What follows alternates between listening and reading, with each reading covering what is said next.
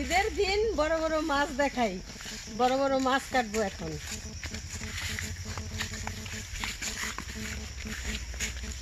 ঈদের উপলক্ষে এই যে দেখেন মাছ মুরগি বাজার থেকে আনছে, এগুলি এখন কাটবো। ভাইয়ের আসছে, ভাইস্তা আসছে, তো তাদের খাওয়াবো।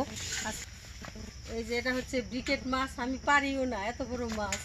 এই যে দেখেন পুকুরের জায়গা।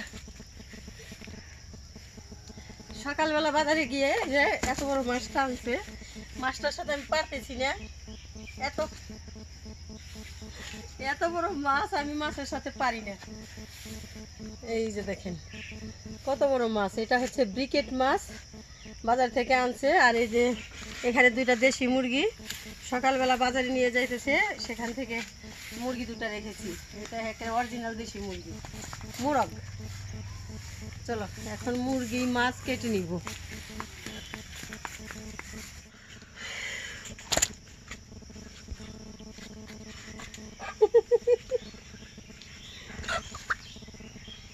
মাছটা আমি এই যে এটা দিয়ে এখন ছুলে নিব।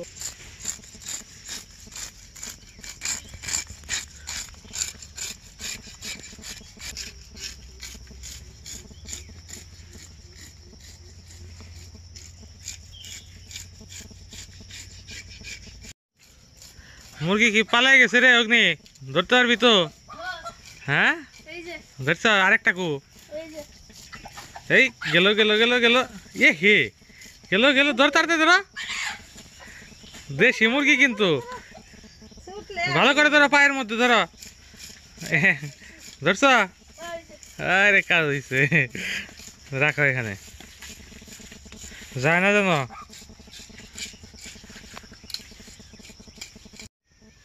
ছোলা শেষ হয়ে গেছে, এখন আমি এই যে মাছটা কেটে নিব।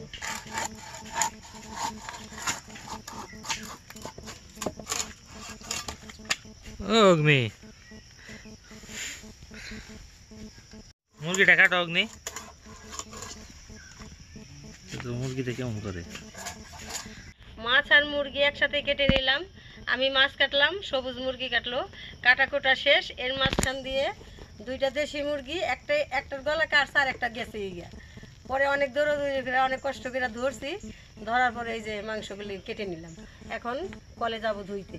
দেখাও, এই যে মাংস, ওই যে মাছ। চলো, ও বাহ, গরম লেগেছে, ঘাইমা একদম শেষ। মুরগি খেয়ে যা হইব, ঘাম বেরিয়ে সব শেষ হয়ে গেল, একদম ক্যালোরি শেষ সব। মাছ, এই মাছটা আমি একটু আগেই কেটে কুটে ধুয়ে রেখেছি। এখানে হচ্ছে মুরগি, দেশি মুরগি, দুটা মুরগি এখানে, এখানে পোলার চাল, আর এখানে হচ্ছে মশলাপাতি সব, পেঁয়াজ কাটা, কাঁচা লঙ্কা, আদা রসুন বাটা, সব কিছু বেটে বুটে রাখছি পাটাই।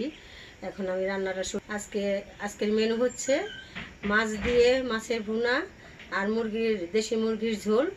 দেশি মুরগি দিয়ে পাতলা ঝোল করব আর পোলাও রান্না করব। যে গরমে আর মনে, আমি আগে মাছগুলো ম্যারিনেট করে নিব, তারপর মাংসটাও ম্যারিনেট করে নেব। মাংসটা ম্যারিনেট করে আমি রেখে দিব, আর মাছটা আগে রান্না করব। মাছের মধ্যে লবণ, হলুদের গুঁড়া, মরিচের গুঁড়া দিয়ে দিলাম। এখন মাছগুলো আমি ভালো করে মেখে নেব।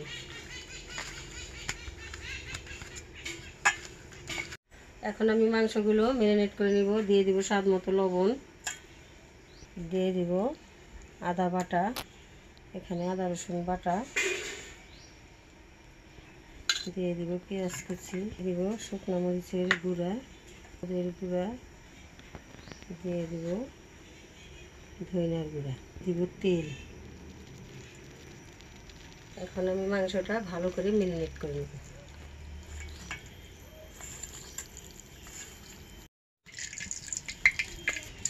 প্রথমে আমি মাছগুলো ভেজে নেব।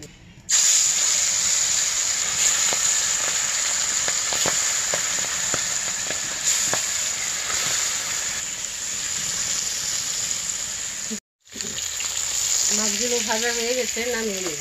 সুন্দর করে একেবারে ভেজে নিলাম।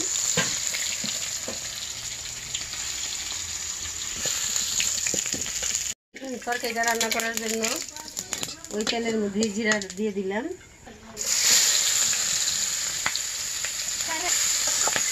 পেঁয়াজগুলো ভেজে নিলাম, এখন একটু আদা রসুন বাটা দিয়ে দেবো। মশলাগুলো দিয়ে দিলাম, একটু জল দিয়ে দিলাম যাতে মশলা পুড়ে না যায়। রান্না করো? মৎস্য রান্না করি, মৎস্য। সকালবেলা বড় মৎস্য আনছেন একটা, সেই মৎস্যটা রান্না করি। কি মুরগিটা কে ধরছে?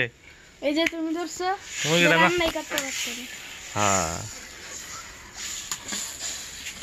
এখন দিয়ে দিব।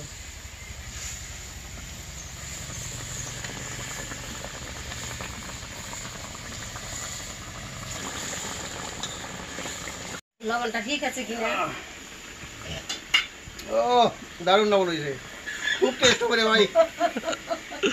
ও সেই রান্না কিন্তু ভালোই তৈব। ওকে, ভালো করার চেষ্টা করি। চূড়া রান্না করতে না তো দূরে আসছি, রান্না যদি খারাপ হয় কিন্তু খারাপ হবে। ভালো করার চেষ্টা করব। বুঝতে পেরেছ? আসছো, রান্নাটা তো ভালো করতেই হবে। ঠিক আছে, ভালো যেন হয় আমরা এটাই চাই। মাছের ভুনাটা হয়ে গেল, নামিয়ে নিব।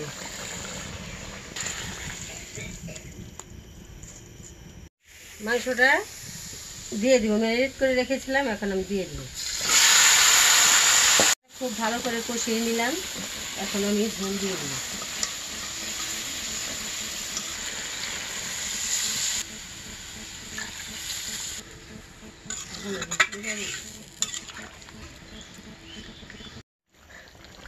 মাংস তরকারি ঝোলটা রান্না করা হয়ে গেল, আমি এখন নামিয়ে নিব।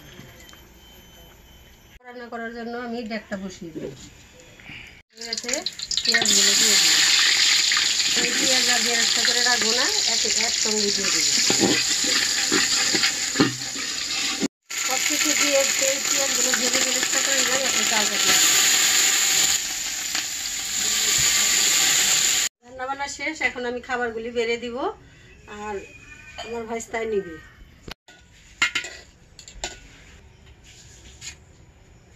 নাও বাবা, অগ্নি ওখানে নিয়ে নিয়ে একটা একটা করে রাখো। ঠিক আছে।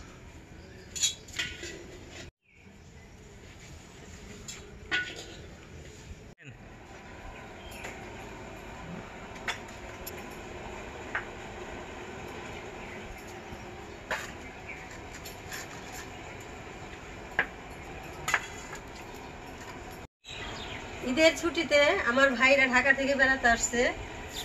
আমার একটা দাদা আসছে, আরো দুটা ভাই আসছে, ভাইস্তা আসছে, সবাই আসছে। তো কিছু তো ভালো মন্দ রান্না করতে লাগে মেহমান আসলে, তাই আমি আজকে এই যে মাছ, মাংস, পোলাও রান্না করছি। এখন সবাই মিলে খাইতেছে, আমি এখন পরিবেশন করতেছি। আর আমার ভাইস্তায় সবগুলি প্লেট আইনে আইনে সবাইকে দিল, এখন ও খেতে বসছে। তো শুরু করো খাওয়া। ঈদের ছুটি মানুষের জীবনের এক অনাবিল আনন্দের সৃষ্টি করে এবং মানুষের অনুভূতিকে জাগিয়ে তোলে এই ঈদের আনন্দে। আজকে আমরা সেই শুধু ঢাকা থেকে এই কালিয়াকুরের নিতান্ত একটি গ্রামে আমরা এসেছি, যেখানে আমার বড় বোনের বাড়ি। এই আপনারা দর্শক দেখে থাকেন যে ফেসবুক পেজে মাটির রান্নাঘর, এই মাটির রান্নাঘরের যে আয়োজক, যিনি প্রযোজক সবিতা রানী রায়, এই মাটির চুলার রান্না পরিচালিত হয়। আজকে আমরা এই মাটির চুলার রান্নার যে পরিবেশন তা দেখতে আসছি এবং তার সাথে সাথে আমরা খেয়ে উপভোগ করার জন্য আসছি। আজকে আমরা এই মাটির চুলার রান্নার যে রান্না আমার বোন রেঁধেছেন, সে হলো পোলাও রেঁধেছেন, মাছের কালিয়া রেঁধেছেন, মাংস রেঁধেছেন, আরও ইত্যাদি আরও আসতেছে অনেক অনেক খাবার। এবং সবাইকে অনুরোধ করব এই মাটির চুলার রান্নাকে পরিতৃপ্তভাবে খেয়ে আপনারা সবাই ফেসবুকে লাইক দেওয়ার চেষ্টা করবেন এবং সবাইকে ধন্যবাদ। মাটির চুলার রান্না অপূর্ব। এই যে খাওয়া শুরু করেছি, তো আসলে অপূর্ব, খুব ভালো, খুব ভালো রান্না। আমরা তো শহরে গ্যাসের চুলা রান্না করি, অনেক কিছু হয় না, তবুও জীবনযাপন করি। এই ছুটি ছাটার মধ্যে চলে আসি একটু নিঃশ্বাস নেওয়ার জন্য গ্রামের বাড়িতে।